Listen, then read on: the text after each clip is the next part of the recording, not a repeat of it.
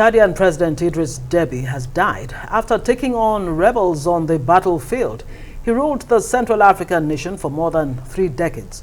While the military says he went to the front line several hundred kilometers north of the capital at the weekend to visit troops battling a group calling itself the Front for Change and Concord in Chad.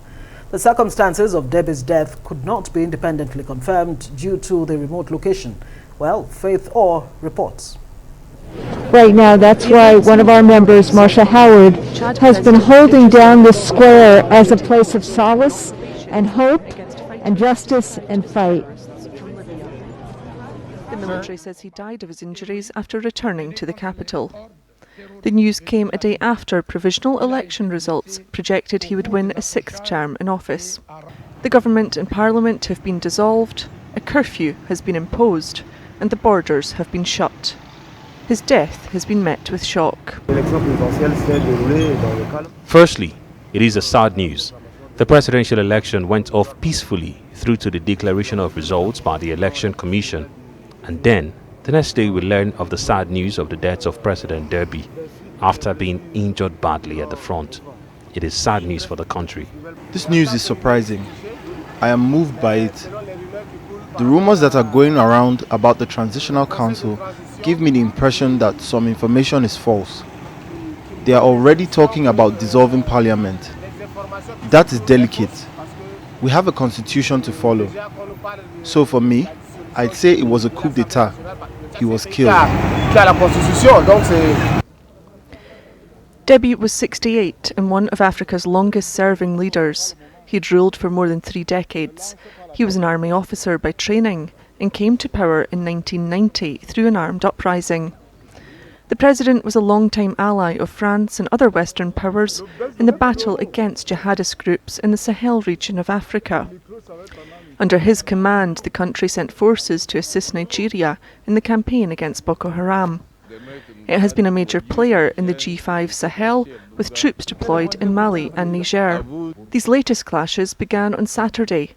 An army general said 300 insurgents were killed and 150 were captured, while 5 government soldiers were killed and 36 injured.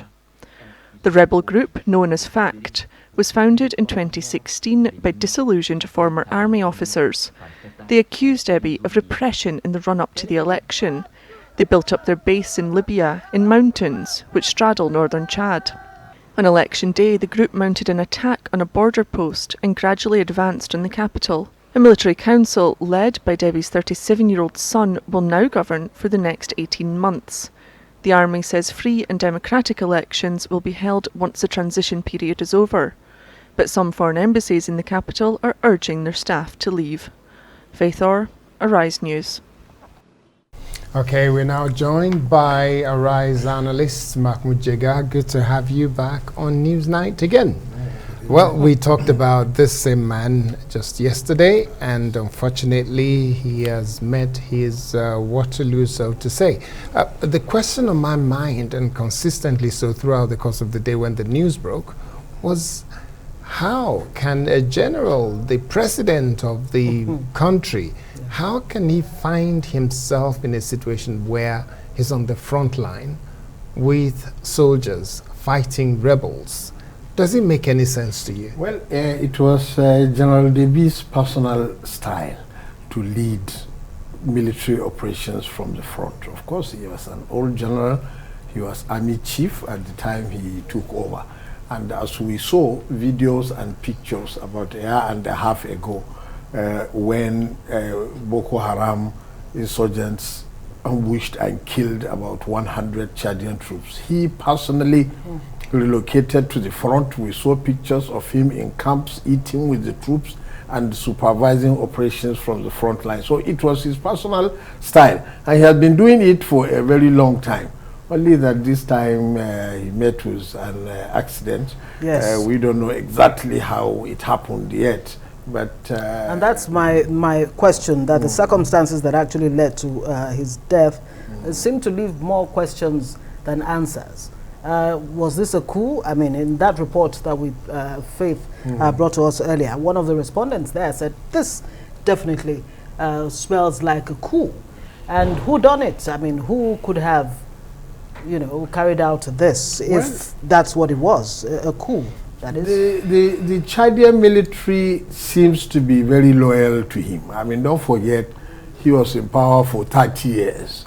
So probably almost everybody who is in the military was recruited and nurtured by him. And in any case, the whole outcome is that his son, who is an army general, has been appointed as the leader of the new transitional government. So it is unlikely that the military will rebel against Idris Deby and kill him only to install his son. It doesn't make a lot of sense. But if he walks like a dog and quacks like a dog, then it is. It's most likely a dog.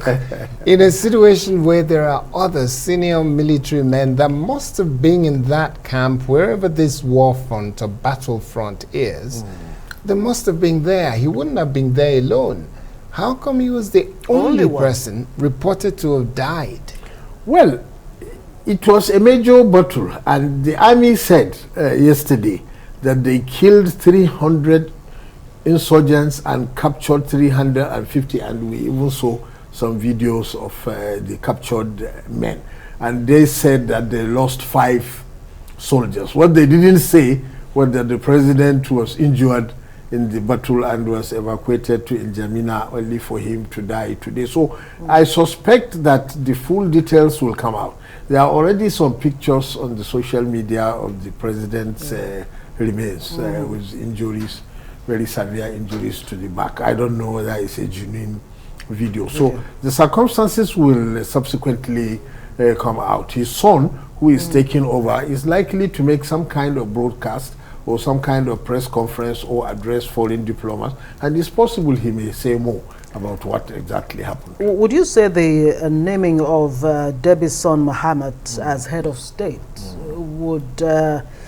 is it an effective way of countering any plan, you know, by the military, whom you say were largely loyal to Idris Deby? What do you make of that, you know, quick announcement of his son? Well, I think it is probably the smartest move to keep the whole group together, because otherwise, if different generals begin fighting for who will take over, quite all right, there is a constitutional process, as one of the people on the street was saying, but probably this is not the time for any constitutional nicety. Don't forget, in 1984, when Indian Prime Minister Indira Gandhi was assassinated, the political leadership quickly brought her son, Rajiv Gandhi, who was not even in politics. He was an airline pilot, and they made him the prime minister. You know, in situations like that, you are looking for the one person who can unify the government and everybody, and only for Rajiv Gandhi also to be killed. Well,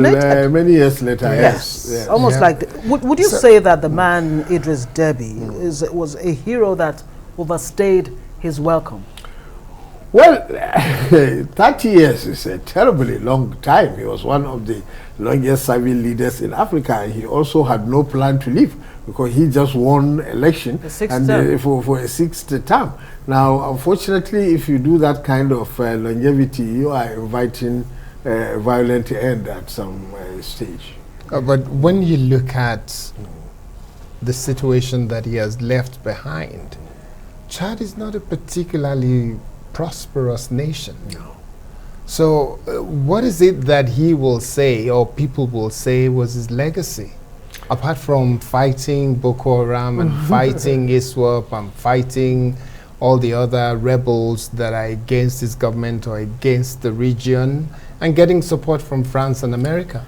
I think his rule brought relative stability. You see, this is a country that is riven with factions, with trouble all over the borders. There is trouble in Darfur region of Sudan on the east.